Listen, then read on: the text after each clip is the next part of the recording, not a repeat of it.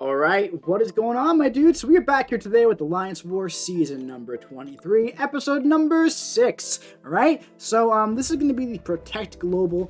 So this is the one where large and extra large champions put that protection on you whenever you reach 300% of your max attack, like you can see right here at Morningstar. Pretty much if you do an intercept, you remove 2 stacks, and if you could put 1 stack on top of it if you do 300% again. So with Ghost, if you do like phase 1-hit medium, you can pretty much keep 1 stack of protection on the opponent the entire time, and that's a good way to go about it. And that's probably how I'm going to be going about it in the future. I find it particularly very easy and much easier than Stubborn. I'm sick of Stubborn. I'm sick of it. I'm sick of fighting against it. I'm sick of having to parry on stun immune before I throw a special attack and doing no damage up until I get rid of the indestructible. It's obnoxious. So at this point, man, if there's a little bit reduced damage, that's fine with me. Because it'll still be faster than Stubborn, it'll still be easier and less complicated than Stubborn, and I'll happily deal with it. But yeah, man, so this is section 1. Up next we have this Havok here, and I didn't have suicides on for the Morningstar. I put them on for this guy, and going forward, of course. But this is path 9, you know, quick and easy with Ghost, man. This is our preferred lane with Ghost. It's always very, very fun to take this shifting hazard lane with Ghost. But yeah, man, really good stuff here so far. Havok is not a large or extra large defender. Morningstar is large, actually. I feel like a lot of people don't know that, but she is a large champion. But yeah, man, this guy is going to go down pretty quickly in one special 2 because we're going to have a lot of passive furies, and we're going to have a bunch of regular furies and cruelties as well. So let's just rip this one off right here, and boom! Very, very nice and very quick with a huge special 2. So yeah, man. So after this, we are going to wait on Steve to take Spider Pig. There is a Peter Porker up ahead, and we're going to wait for that guy to come down, and then we have Mixmaster Void. Alright, so let's skip ahead a little bit here, and there we go. We have arrived at Void here, Mixmaster Void, Power Focus 1. So it's been a while since I fought Void not on Stubborn, and I forgot how much easier it is when you don't have to worry about that darn indestructible. All right, so you know, usually I take these fights very slow with Ghost, and I do a lot of parries. But then, you know, I did a couple of parries here right away. But then I realized, wait a minute, I don't have to worry about Stubborn anymore, so I can just get up to a special 2 and like go to town. I'm gonna go light, medium here to get rid of the debuff. But pretty much I just want to get to one special 2 and then kind of call it a day here. All right, so go to special 2. We have 3 furies, 2 cruelties, and we're pretty much back up to a special 2. And look at this. Very, very nice, very fun, and very quick. 2 huge special 2s right back to back. That's always very fun, man. So I took backup in section 2 because I was taking the boss. We had an Apocalypse boss, and there was an Apocalypse boss in all 3 of the battle groups. All right, and we didn't really know for sure what to do against this guy. Battle group 2 and 3 both sent the Guillotine 2099, and they both stole the death against Guillotine. We're also talking about Magic, but Magic we think could I feel like Magic would be even easier to die with than Guillotine, but who knows, man, a little riskier there. I was advocating for Ghost pretty hard, like I usually do.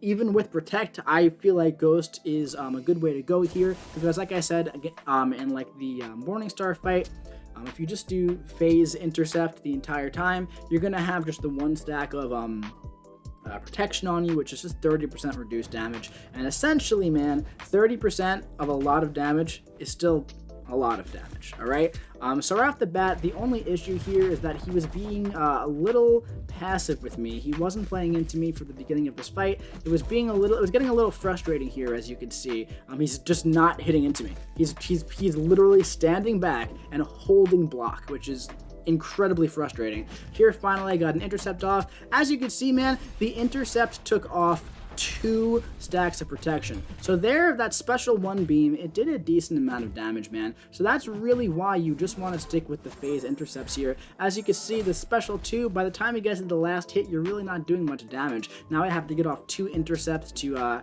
get those stacks of protection to go away. But so far, the fight's going pretty well, man. One thing that I realized about halfway into this war, as you can see, he's still just not cooperating with me here. It's very annoying. But now all the protection stacks attacks are gone, and we're pretty much good to go at this point. So that was a solid like 60 seconds right there where it was just like annoying. So I feel like going forward, if I fight Apocalypse anywhere, whether it be on the boss node or anywhere else, I'm not going to go for a special 2. I'm going to go for phase intercepts, maybe special 3s. I feel like that's the move here for sure. But I realized about halfway through the war that I should have brought Ghost, Wasp, and Guardian for that block proficiency. I feel like that would have been a lot more helpful than having Hood with me here against this guy, for sure. But at this point, man, as you can see, he's still just being very, very passive with me. It's like he knows what he's doing. It's actually very, very frustrating, to be entirely honest. He's also waiting for my passive cruelty to just fall out for me to get that phase before he throws a special 1. So he's just not cooperating with me, man. It's very, very frustrating here. Like, this is like literally the worst possible AI I could have gotten with this guy. Here, I think maybe he starts being a little nicer with me. Nope, he doesn't. That happens later on. Sorry, I didn't mean to mislead you there. But as you can see, man, he's just not letting me intercept him. It's very frustrating. It's very frustrating. Look, he's backing off. He's backing off and holding block. What is going on here, man? Like, literally, this was over 60 seconds of BS. So here we finally get some intercepts. All the protection's gone. At this point, I'm like, all right, no more special attacks ever again. No more special attacks. That's where I went wrong, all right? So here at this point, though, man, it's like, the block down would just really getting to me. At this point right here, I was like, let's turn this fight around. We could possibly still do this, all right?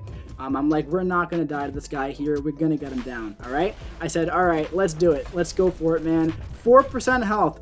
5% health. All right, we're getting pretty low, man. We're getting pretty low. There's 2 minutes left, but you know what? We got him in a good spot here. We're going to go for a special 3. It's not over yet. This fight is just not over yet, man. Kick him right where you don't want to be kicked, all right? Go for another kick in the stomach, couple punches in the face, and one more kick right in the face, all right? This guy's down to 38% health. That's it. We got to go for it. Oh boy, there we go, man. So we got the full decks. So that's nice. And here, this is what I wanted to do the entire time. That's how I've been wanting. He has not been playing into me, but finally, man, look at this, all right? We were at like 4% health. He was at like 60% health, and now he's down to what, 28% health? I figured let me do some damage here because he's gonna go for a special 1 and kill me off. But pretty much, we got this guy down about 40% health without taking 1% of damage. So I figured about halfway through this fight how to do this fight, which is a little, a little unfortunate, but when you have a new global and a new meta boss, it's one of those things where you do have to it takes a bit of time to figure it out, and sometimes the best way to figure it out is through trial and error. I did heal up here. Let me just go forward to the fight here. You don't have to watch me heal.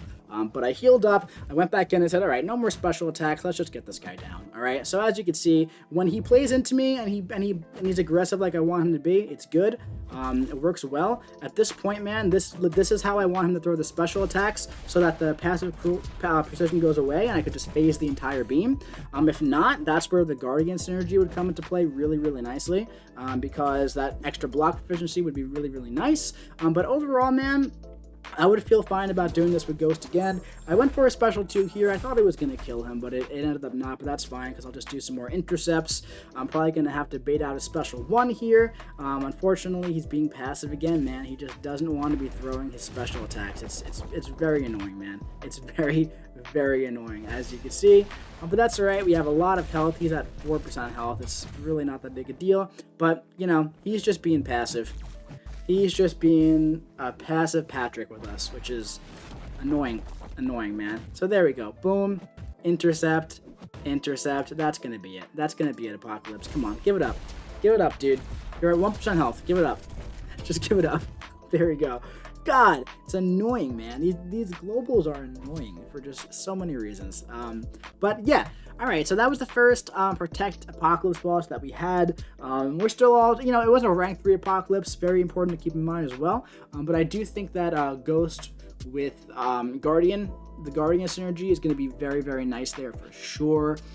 Maybe a perfect block champion synergy as well. Who knows, man? We're gonna have to figure it out as we go along. But yeah, let's jump over to some of those individual stats as well. So this was war number 6. It was against an Asian alliance. I don't know what it actually means, what their name actually means, but it was something like Tiffany's lover, something like that. Tiffany's lover. So I put TL. So overall, the lost to 26 kills. The death against Apocalypse brought us to 3 deaths. Solar rate 90%, TDR 34.11. Solar rate bonus is -2, give or take. Power rating 27.84. Unfortunately, we did lose this war, man. So we started off the season 2-4, which is quite awful, to be entirely honest. But hopefully we could bounce back and hopefully finish the season off 8-4, maybe 7-5. Hopefully we just go on a big winning streak here and secure Masters. But right now we're sitting at like Platinum 1, ranked number 10. So that's definitely not good at all. So we got to bounce back for sure. All 3 battle groups have to bounce back this season so far. We're all playing pretty sloppy so far. There's been a bunch of assignment errors, a bunch of user errors, just from top to bottom. We got to get it together for sure. I think everybody knows that. But, we're only halfway through the season. We could definitely still bounce back.